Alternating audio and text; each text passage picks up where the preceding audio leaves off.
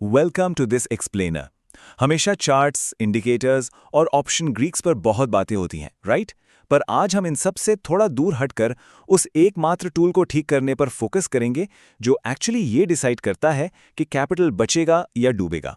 और वो है हमारा अपना दिमाग। जब नए लोग स्टॉक मार्केट में आते हैं तो मैथ्स पीछे छूट जाता है और इमोशंस हावी हो जाते हैं। आज हम इसी साइकोलॉजिकल ट्रैप को हमेशा के लिए तोड़ने की बात करेंगे। आज के इस स्ट्रक्चर्ड मास्टर क्लास का एजेंडा बहुत क्लियर है। हम इस 7 दिन के माइंडसेट शिफ्ट को ब्रेक डाउन करेंगे जिससे पैसे से जुड़ी हर इमोशन को परमानेंटली हटाया जा सके। तो चलिए सबसे पहले उस साइकोलॉजिकल ट्रेडिंग ट्रैप को समझते हैं जो मार्केट में आते ही एक बिगिनर को यूफोरिया और पैनिक की साइकिल में फंसा देता है। 90%। ये कोई छोटा नंबर नहीं है। ये वो चौंकाने वाला आंकड़ा है जहां रिटेल ट्रेडिंग अकाउंट्स पूरी तरह तबाह हो जाते हैं। और इसकी वजह कोई टेक्निकल खराबी नहीं है। ट्रेड्स अक्सर बस बोर होकर या इमोशन में आकर ले लिए जाते हैं, ना कि किसी मैथमेटिकल स्ट्रक्चर पर। जब लॉजिक की जगह इमोशंस ले लें तो नतीजा यही 90% वाला भयानक सच होता है। आइए अब इस रीवायरिंग प्रोसेस को देखते हैं।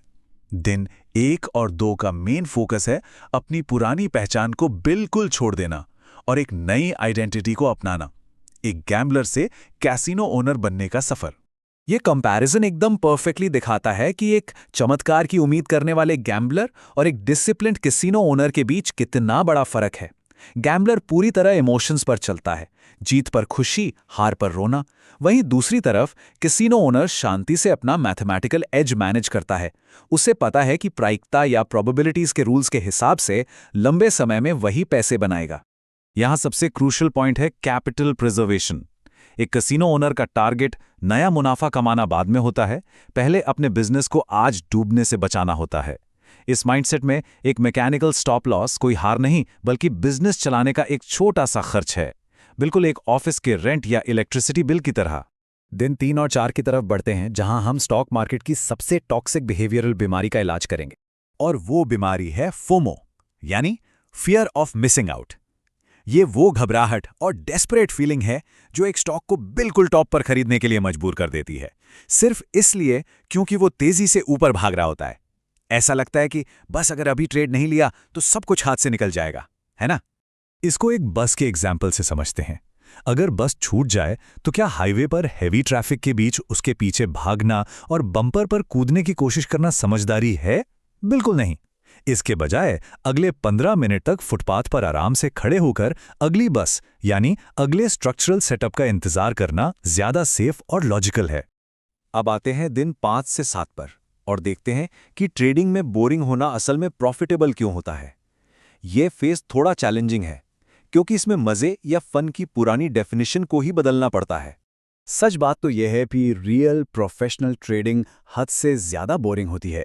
इसे एक लंबी घास में छिपे हुए चीते की तरह समझिए जो अपने शिकार के लिए एग्जैक्ट रूल्स मीट होने का शांति से इंतजार करता है।